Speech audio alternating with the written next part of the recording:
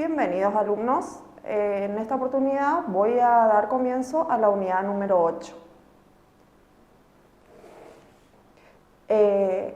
Los incidentes son acontecimientos que sobrevienen durante el curso de un proceso, tanto en los procesos ordinarios como en los especiales.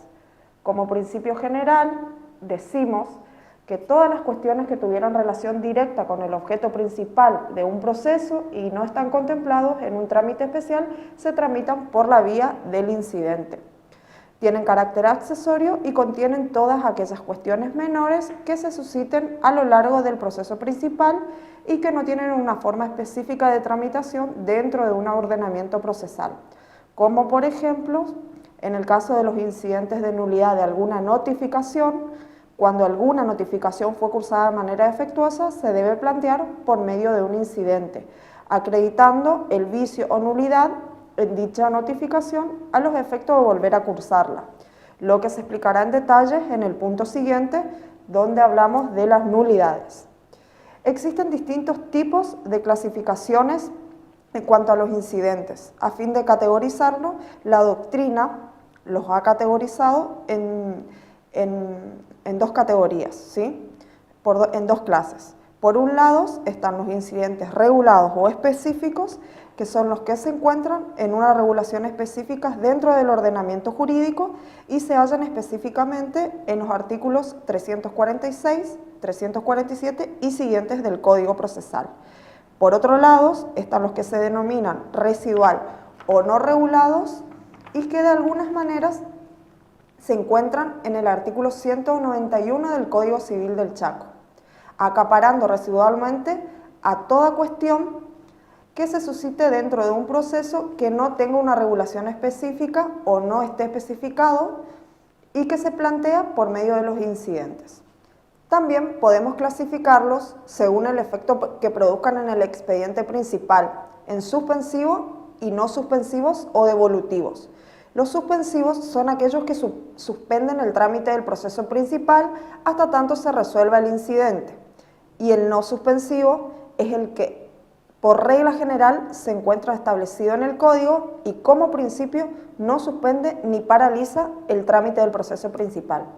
Dando un ejemplo y siguiendo con el ejemplo que les di anteriormente del incidente de nulidad de alguna notificación, son procesos que por sus efectos deben necesariamente suspender el proceso principal, ya que el acto o notificación de la demanda o de cualquier acto es uno de los actos más importantes dentro del proceso y afecta en principio el principio de defensa en juicio de la otra parte. Es decir, que hasta tanto no se resuelva el incidente de nulidad de la notificación o el juez no determine si esa notificación fue válida o no, no se sigue con el proceso principal, es decir, se suspende. Esta regla general de que no suspende el trámite del proceso principal se encuentra regulada en el artículo 192 del Código Procesal Civil y Comercial, para todos los incidentes en general, salvo para aquellos supuestos contemplados o autorizados a suspender el proceso principal, como por ejemplo las excepciones de previo y especial pronunciamiento que deben resolverse antes de dar comienzo al proceso, ya que hacen un vicio de fondo y se encuentran consagrados en el artículo 346 y siguiente del Código Procesal Civil. En cuanto a su formación y proceso, los incidentes se forman con las piezas necesarias según la situación planteada, integrando primero en principio por un escrito inicial, que es el que se debe iniciar para promover dicho incidente, y las demás documentaciones o piezas que se indicaren para probar y el juez lo estime conveniente. Se debe tener en cuenta que los incidentes son procesos dentro de otro proceso principal, donde las partes son las mismas que en el principal, teniendo presente que deben cumplirse los requisitos sustanciales establecidos en el artículo 194. El artículo 195 se refiere al rechazo in limine, para el supuesto de no reunir los requisitos de forma como de fondo. La decisión del juez, en caso de rechazo, es susceptible de ser apelada. Sin embargo, se debe conceder con efecto devolutivo, es decir, no suspende el proceso principal. Si el incidente es admitido, debe ser sustanciado de acuerdo con el principio de bilateralidad. Es decir, esto se debe correr traslado a la otra parte, quien tiene la carga de comparecer a estar a derecho y contestarlo en el plazo de 5 días, según lo estipula el artículo 196 del Código Procesal. Y este traslado se notifica, a su vez, personalmente o por cédula, debiendo la otra parte, al contestar, ofrecer toda la prueba de la que intente valerse. De acuerdo al sistema dispositivo, el impulso en el trámite del incidente está a cargo de la parte que lo promovió. Luego de contestada la demanda incidental, se fija una audiencia, la que solo podrá ser suspendida por única vez y por un plazo no mayor a 10 días cuando haya imposibilidad material de producir las pruebas que deban recibirse en la audiencia. En relación a la admisión de la prueba pericial y testimonial, en los incidentes existen límites impuestos con respecto a la pericial. Estos límites dicen que la prueba pericial solo debe ser realizada por un solo experto, no admitiéndose consultores técnicos y en cuanto a los testigos, solo pueden ser hasta un límite de 5. No puede producirse ella en extraña jurisdicción, como es en la prueba testimonial de cualquier proceso. Es decir, que el testigo debe trasladarse obligatoriamente al asiento del juzgado donde se va a realizar la prueba. Luego de producidas las pruebas, el juez, sin necesidad de llamar autos para el dictado de una sentencia y sin necesidad de producir alegatos, dicta una resolución interlocutoria para resolver el incidente. En los procesos sumarísimos, es el juez quien tiene la facultad de fijar las reglas a las cuales la parte deben ajustarse para sustanciar el incidente. Todo esto lo dispone el artículo 203 del Código Procesal Civil y Comercial. En relación a la nulidad de los actos procesales, vamos a dar un concepto de nulidad. La nulidad se entiende que es una sanción que priva de efectos jurídicos a un acto que carece de algún vicio, es decir, porque no se encuentran cumplimentados los elementos de formas imprescindibles que hacen a la validez del mismo en sí, y ello afecta alguna garantía constitucional de las partes en el proceso. La finalidad que persiguen estas nulidades es que se asegure el cumplimiento de la garantía de defensa en juicio para no provocar la indefensión de alguna de las partes o de la parte contraria a quien la solicita. En materia procesal se debe analizar las nulidades teniendo en cuenta este principio, toda vez que se requiera un perjuicio concreto y solo puede fundarse en la omisión o violación de las formas del proceso que impidan o frustren la obtención de su finalidad. Las nulidades se encuentran normadas en el artículo 185, en donde en su primera parte se refiere al principio de especificidad, según el cual no hay nulidad sin un texto que lo disponga expresamente. El segundo y el tercer párrafo habla del principio de finalidad y subsanación, ya que los actos procesales tienen una finalidad, es decir, tienen un objeto específico antes de declarar la nulidad y debe interpretarse con criterio restrictivo. Si pese al vicio, el acto cumplió con la finalidad a la que estaba destinada o al objetivo.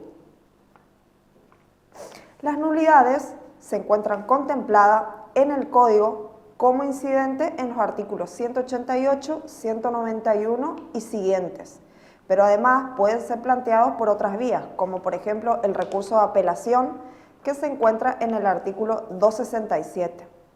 También puede plantearse como excepción de juicio ejecutivo y se encuentra regulada en el artículo 544. Además de tratar la revisión de cosas juzgadas en el artículo 179.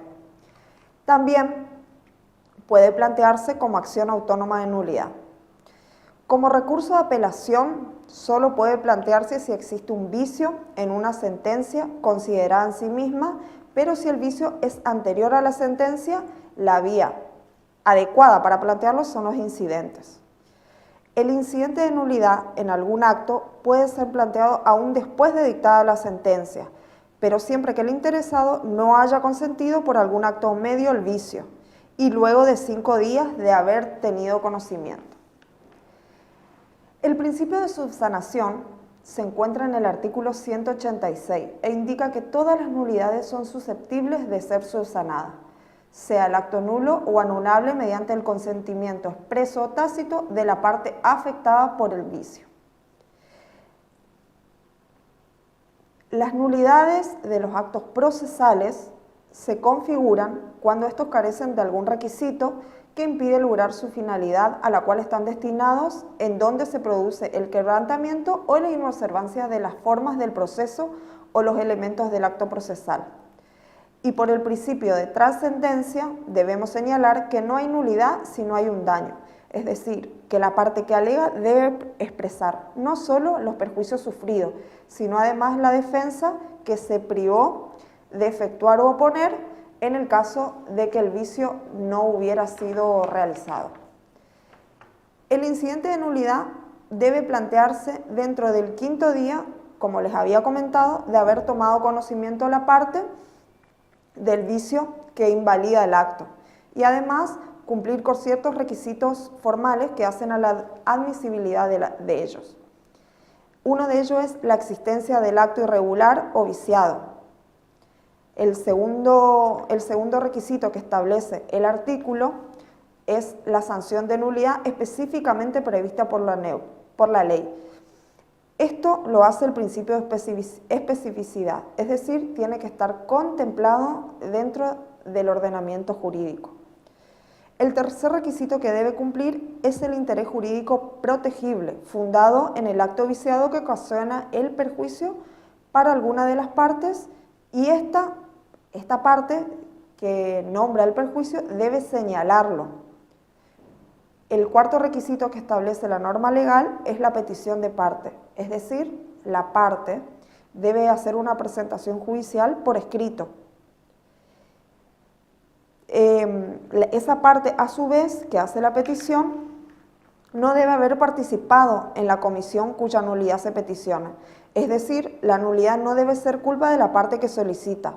Esto se encuentra en relación con el artículo 187, donde se habla que nadie puede alegar su propia torpeza. También se encuentra consagrado en el artículo 1729 del Código Civil y Comercial de la Nación. El sexto requisito habla que no debe ser indiferente al proceso, es decir, debe ser trascendente. Según el principio de trascendencia, el vicio debe ser grave. Y el último requisito es que no debe haber sido consentido por la parte que alega, ni expresa ni tácitamente. La nulidad de un acto no importará a los anteriores ni a los sucesivos, sean independientes de dicho acto o no. La nulidad de una parte del acto no afectará a las demás partes que sean independientes de aquella. Esto se halla consagrado en el artículo 190 del Código Procesal Civil, es decir, que existen ciertos actos anteriores que son convalidados mientras no sean afectados por la nulidad. Con relación a los posteriores, es importante determinar la relación o conexidad que puedan tener con otro acto nulo. Por ejemplo, en el ejemplo de la nulidad de la notificación de una demanda, esta ocasiona la nulidad de todo lo actuado con posterioridad. No así con los actos que son independientes del acto nulo y este no afecta su finalidad.